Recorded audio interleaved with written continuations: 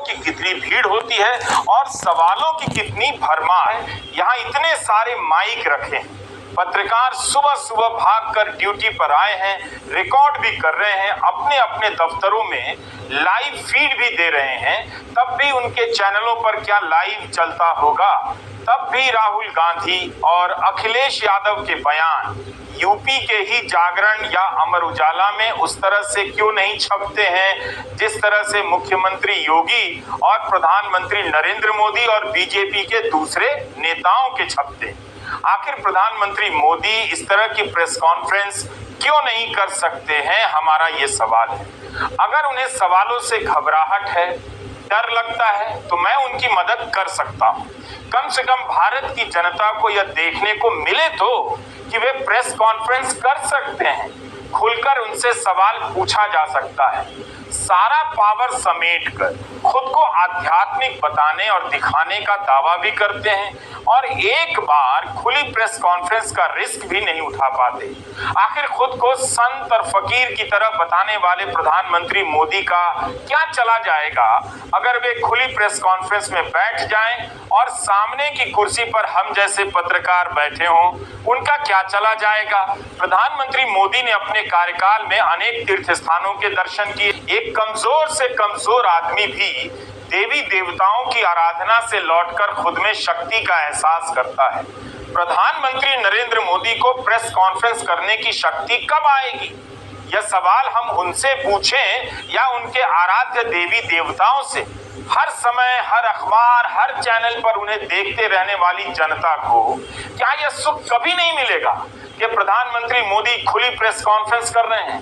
क्या उन्हें कई चुनावों में प्रचंड जीत दिलाने वाली जनता को कभी भी यह देखने का सुख नहीं मिलेगा कि जिस नेता को वह विजयी बनाती है वो नेता इधर उधर चारों तरफ से आ रहे पत्रकारों के सवालों का सामना कैसे करता है? जनता की छोड़ी, प्रधानमंत्री मोदी के लिए दिन रात काम करने वाला बीजेपी का साधारण से साधारण कार्यकर्ता, नेता, आरएसएस का नेता और प्रचारक क्या सोचता होगा? क्या उसे भी यह देखने का सुख कभी नहीं मिलेगा कि एक खुली प्रेस कॉन्फ्रेंस हो रही है प्रधानमंत्री नरेंद्र मोदी की, सवाल पर सवाल आ रहे हैं और प्रधानमंत्री नरेंद्र मोदी जवाब दे रहे हैं? एक और बात, आपने जयराम जी आपने कहा कि जो भी आपको क्वेश्चंस पूछने हैं आप पूछेंगे और ये ओपन एंडेड प्रेस कॉन्फ्रेंस है। बट इसमें एक और बात, मुझे पहले ही 2-3 बीजेपी वाले क्वेश्चंस पता लग जाते हैं, तो वो तो पूछे जाएंगे, तो उनके लिए मैं तैयार हूं। आजकल गारंटी का जमाना है राहुल। ये हालत हो गई है नरेंद्र मोदी के इंटरव्यू और प्रेस कॉन्फ्रेंस की। आप देखिएगा, जब गोदी मीडिया का पत्रकार नरेंद्र मोदी का इंटरव्यू करने जाता है तो वो इंटरव्यू नहीं करता है, अपनी नौकरी बचाता है, सवाल नहीं पूछता है, पूछने के नाम पर गुदगुदी करता है। मंच बहुत भव्य था, हॉल काफी बड़ा और खचाखच भरा हुआ था।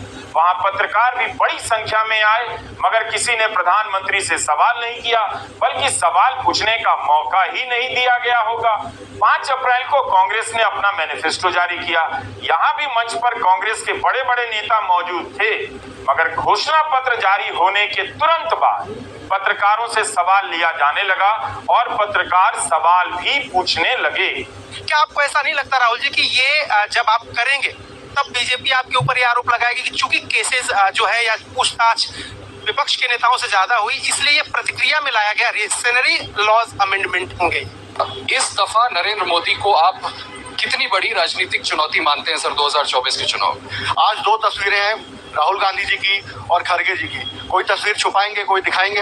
आखिर ऐसा क्यों होता है कि जहां जहां प्रधानमंत्री होते हैं वहां वहां खूब सारे पत्रकार होते हैं, मगर सवाल नहीं होता है? क्या किसी पत्रकार का हाथ नहीं उठा होगा या मन नहीं करता होगा कि अपना हाथ उठाएं और पूछें कि प्रधानमंत्री जी, मेरा सवाल यह है। राहुल गांधी और अखिलेश यादव की प्रेस कॉन्फ्रेंस में हमें बारी बारी से उठते हुए हाथ दिखे। ये हाथ सवाल पूछने के लिए उठाए जा रहे थे ताकि प्रेस कॉन्फ्रेंस के संचालक जयराम रमेश का ध्यान खींच सके और उन्हें भी मौका मिले। और जो सवाल भी पूछा जा रहा था, भले कई सवालों में कोई दम नहीं था, मगर उससे पता चल रहा था कि 2014 के बाद से पत्रकारों ने सवाल पूछने की तैयारी छोड़ दी है। पत्रकारों ने अपने सवालों पर मेहनत करना बंद कर दिया है, फिर भी सवाल वहां पूछा जा रहा था।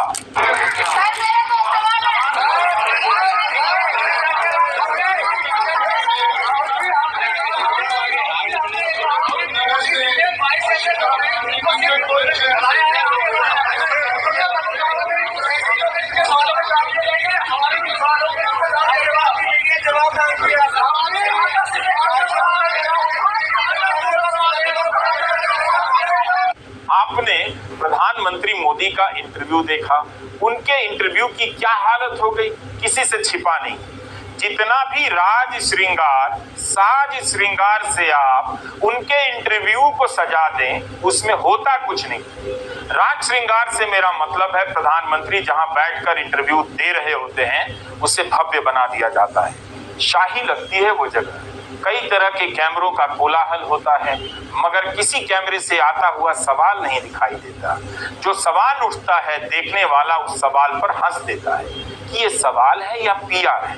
बस कैमरा ही आगे पीछे होता रहता है, जैसे हम कभी closeup, profile, zoom out, zoom in, wide frame, 2 shot, single shot वगैरह वगैरह वगैरह कहते हैं। उनके इंटरव्यू की सजावट और बनावट इस तरह से की जाती है जैसे उनका दिखना ही लोगों को सवालों का जवाब मिल जाना है। आपने देख लिया, बस इसी से खुश रहिए। हमने 16 अप्रैल के अपने वीडियो में प्रधानमंत्री के हाल के इंटरव्यू को लेकर विस्तार से आपको बताया है कि उनके इंटरव्यू को कम से कम पत्रकारिता की कक्षा से दूर रखना चाहिए, वरना युवा पत्रकार का हौसला टूट जाएगा।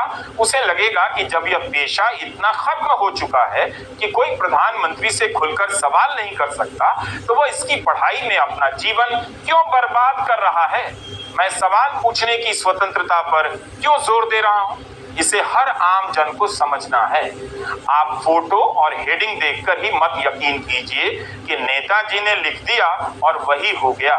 सत्ता में पहुंचकर नेता कई तरह के खेल करते हैं, आपको ठगते हैं, आपसे छल भी कर जाते हैं। आप जब सवाल पूछते हैं तो नेताओं को डर लगता है कि ज्यादा अति मत करो, पब्लिक को पता चल जाएगा, पब्लिक पूछेगी।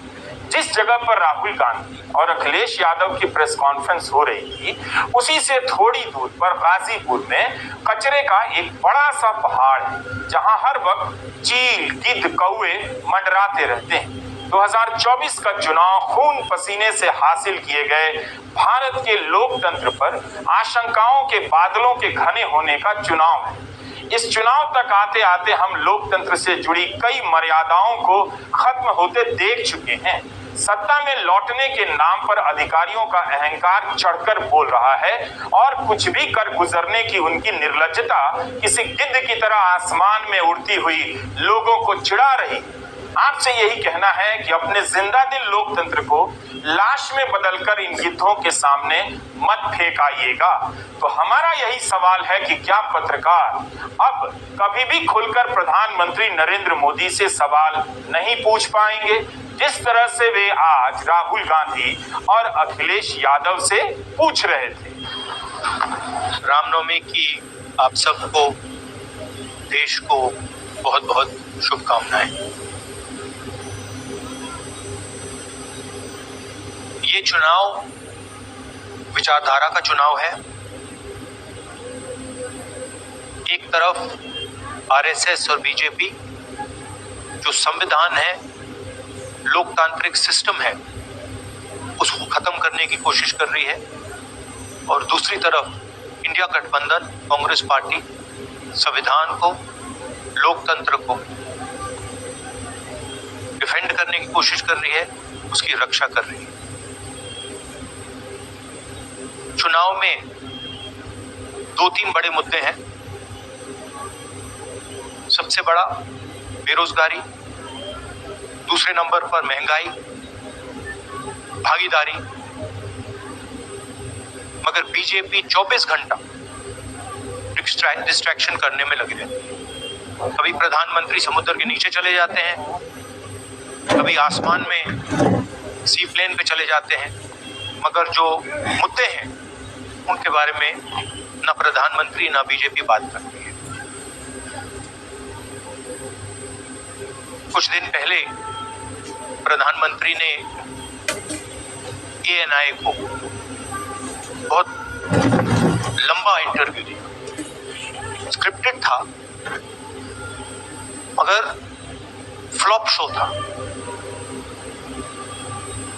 प्रधानमंत्री जी ने उसमें आपने कभी सोचा है कि हम बीमारी से कम उसके पकड़े जाने से ज्यादा डरते हैं? डायग्नोसिस